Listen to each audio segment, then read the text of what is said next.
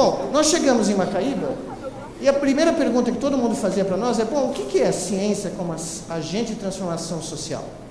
Como é que ela se manifesta concretamente, sem lero-lero, como é que ela se manifesta?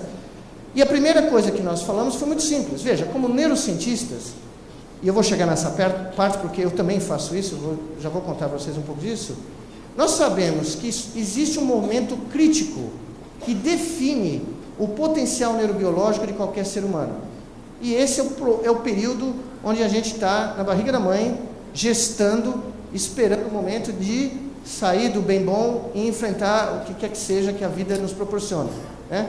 Como dizia um amigo meu francês, é aí que os problemas começam, né? No dia do parto, né?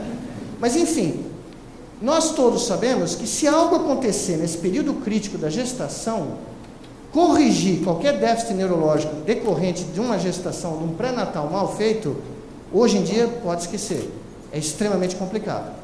Nós também sabíamos, por um estudo muito famoso do professor Heckman, que é um economista, ganhou o prêmio Nobel de Economia alguns anos atrás, que de todas as políticas públicas, se você analisar o custo-benefício de $1 investido em políticas públicas, o melhor retorno que você tem, que pode ser até de 9 vezes o valor investido, é em políticas que têm como alvo os primeiros 3 anos de vida.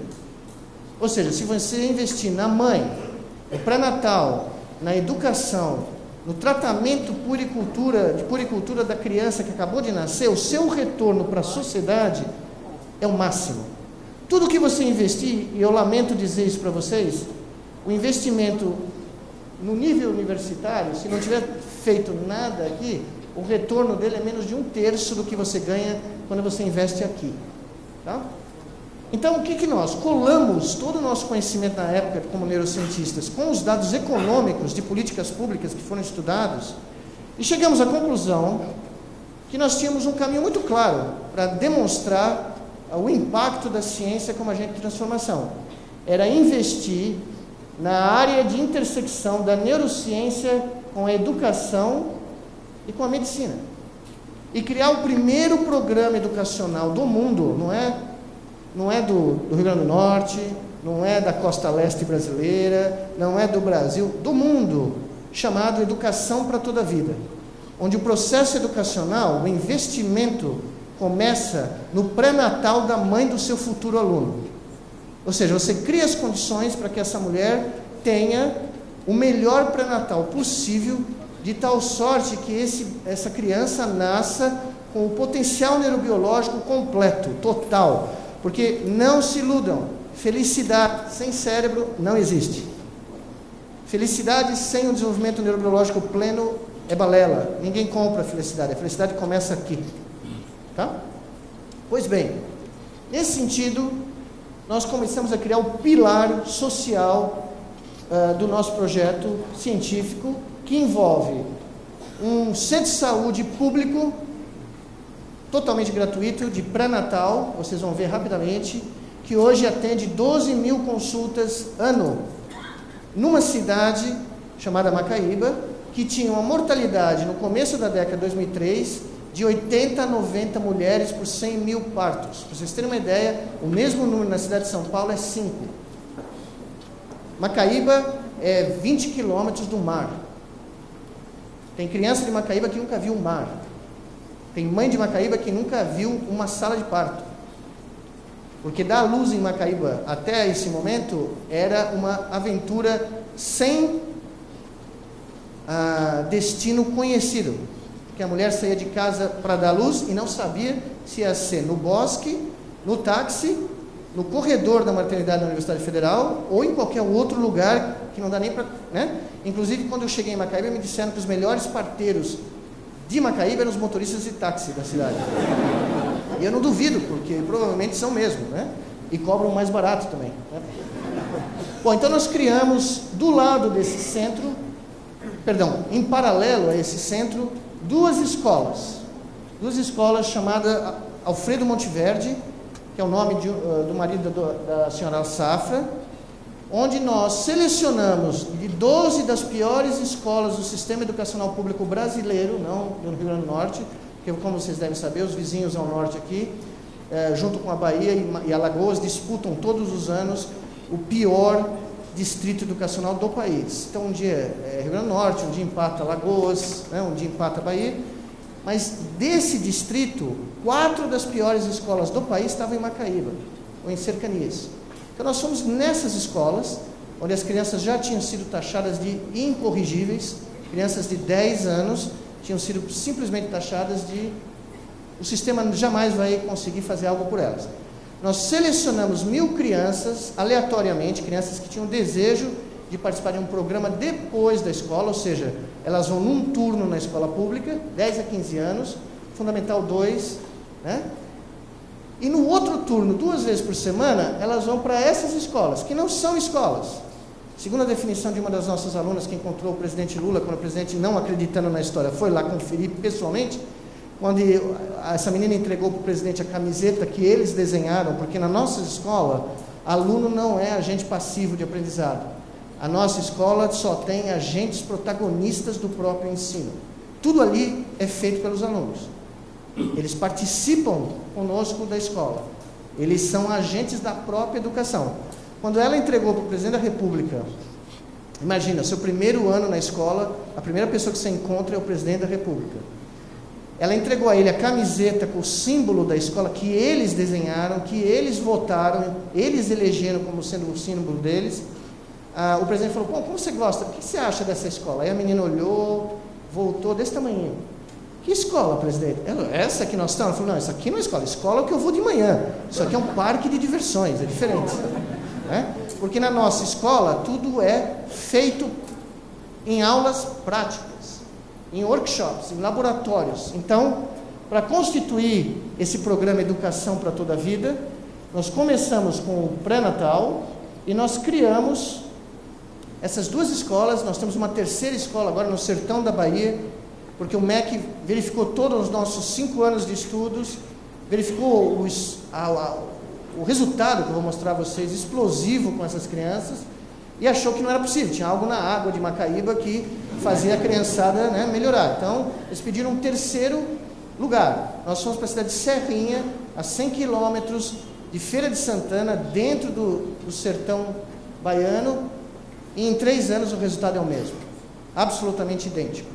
E o que é essa escola? Aqui vocês veem a Educação para Toda a Vida em toda a sua estrutura, desde o pré-natal até a pós-graduação com supercomputador suíço, né? Passando pela educação científica e passando pelo campus do cérebro, que eu vou mostrar a vocês daqui a um segundo. Bom, essa é o nosso centro de saúde, Anita Garibaldi. Todos os nomes das ruas, prédios, qualquer puxadinho que a gente faz no campus do cérebro tem o nome de um herói ou heroína nacional brasileiro. Para que essas crianças saibam que nós temos essas pessoas, esses indivíduos que mudaram a história do país pelos seus atos de generosidade com a humanidade. Se vocês não sabem, Anita Garibaldi é, digamos assim, a padroeira das escolas de enfermagem no Brasil, mas ela não fez só a fama no Rio Grande do Sul. Anita Garibaldi era mulher do Garibaldi. Quando o Garibaldi veio aqui para Santa Catarina e pensou em se aposentar, deixar a Revolução de lado, foi a Anita Garibaldi que convenceu ele a voltar para a Itália, fazer a Revolução Italiana, e várias vezes a Anita Garibaldi se vestiu como Garibaldi para iludir as tropas austríacas, e finalmente ela foi morta, né? E hoje, se vocês forem para Roma, eu aconselho, não precisa ir ver o Papa, afinal de contas é argentino, né? Se vocês forem na Via Ápia Antiga e entrarem pela entrada que os imperadores de Roma usavam para entrar na cidade de Roma, a única estátua ainda visível é a estátua de Anita Garibaldi. Então vale a pena visitar esse monumento do povo italiano a essa mulher. Essa é a nossa clínica. Esse é o nosso centro de saúde que presta, como eu disse, serviços para... Esse é o nosso diretor clínico, o Dr. Reginaldo, que é de Pernambuco. E aqui é só uma descrição dos anos de 2011, dos primeiros 3/4 do ano, mostrando 10 mil consultas em áreas, todas elas que não existiam na cidade de Macaíba. Os atendimentos pré-natal, medicina fetal, neurologia infantil, ultrassom, tudo isso eram palavras desconhecidas da realidade das mães de Macaíba. né? Pois bem, essa é uma das nossas escolas na periferia de Natal. Curiosamente, não foi de propósito, mas o bairro chama-se Cidade Esperança. E esse bairro é próximo de Felipe Camarão. Quem conhece Natal sabe o que eu estou falando, né? O que é essa região da cidade, o grau de periculosidade, de violência urbana e de todos os problemas que todos nós conhecemos das grandes cidades brasileiras. Só que esse prédio, segundo um morador, ninguém toca. Antigamente eu ia na saída das crianças, quando eu estava em Natal, ninguém me conhecia, eu ficava vendo as mães buscando as crianças no final do dia, né? E um dia eu cheguei para uma mãe e perguntei: nossa, mas só vê, os prédios todos aqui da vizinhança estão vidro quebrado, pichado, né? Tudo roubado, não? E esse prédio aqui, tudo bonito, né? O que acontece? Porque ninguém toca nesse prédio. Ela falou: ninguém toca nesse prédio porque todo mundo aqui sabe que quem tocar no prédio, a gente toca nele, né? Então eu entendi que eu não precisava falar mais nada, né? Tanto é que nós não temos nenhum tipo de segurança, nada. Tem um porteiro, porque nós nunca tivemos nenhum problema, nenhum tipo de problema com a comunidade, porque a comunidade sabe o que nós fazemos. A comunidade é parte da nossa prática científica, né? Nós levamos a ela o produto dos anos de estudo de todos os participantes desse projeto. Essa é a escola em Macaíba, com 400 crianças, a anterior tem 600. E esse é o nosso vestibular. Não tem prova nessa escola. Não precisa ter prova nessa escola. Porque cada estudante aprende, e você não precisa de um outro ser humano desconfiando de você, perguntando se você aprendeu ou não aprendeu. As nossas crianças se autoavaliam. E as nossas crianças demonstram nessa foto o porquê esse sistema funciona. Eu falo nos Estados Unidos, quando eu dou essa palestra, que esse aqui é o nosso exame final do ano. Todos passaram. Porque todos estão em busca, todos sabem que ninguém vai dar de graça para nós. Todos estão em busca da sua própria felicidade. Porque o conhecimento e o ensino e a educação, acima de qualquer coisa, nos libertam de qualquer expectativa que vai cair do céu. Não cai do céu. Tem que ser conquistado. E essas crianças que saíram do lixão de Felipe Camarão, que saíram das favelas de Cidade Esperança, que saíram da zona de inundação de Macaíba, próximo do córrego central da cidade, essas crianças descobriram que o impossível, às vezes, é factível. Por quê? Porque elas estão conquistando passo a passo a independência intelectual delas. Esses são os laboratórios. Esses não são laboratórios da Universidade Federal do Rio Grande do Norte. São laboratórios de uma escola de ensino público de ciência da rede pública de Natal. E vocês podem ver aqui laboratório de robótica, computação, física, química, laboratórios onde essas crianças descobrem a ciência, como eu descobri, fazendo ciência. Elas derivam o teorema de Pitágoras. Elas não têm que aprender que os senhores catetos foram ao quadrado e encontraram a hipotenusa também andando ao quadrado, como eu aprendi. Eu não tinha a menor ideia do que queria dizer isso, mas foi a maneira como eu aprendi. Elas derivam, da maneira que Pitágoras derivou. Elas aprendem matemática como sendo a linguagem da natureza. E nenhuma criança aqui precisa colar, porque elas sabem que não leva a lugar nenhum. Nenhuma criança aqui, se existisse qualquer exame nessa escola, nós podíamos dar o exame na mão delas, mandá-las para casa, trazer no dia seguinte, e cada uma delas ia fazer o melhor possível para fazer o seu exame. Porque esse compromisso moral é conosco, não é com ninguém. Não tem nenhum espelho, não tem nenhuma câmera filmando se eles vão ou não trair a si mesmos. Qual é o custo de trair a si mesmo? É dramático, tremendo, né?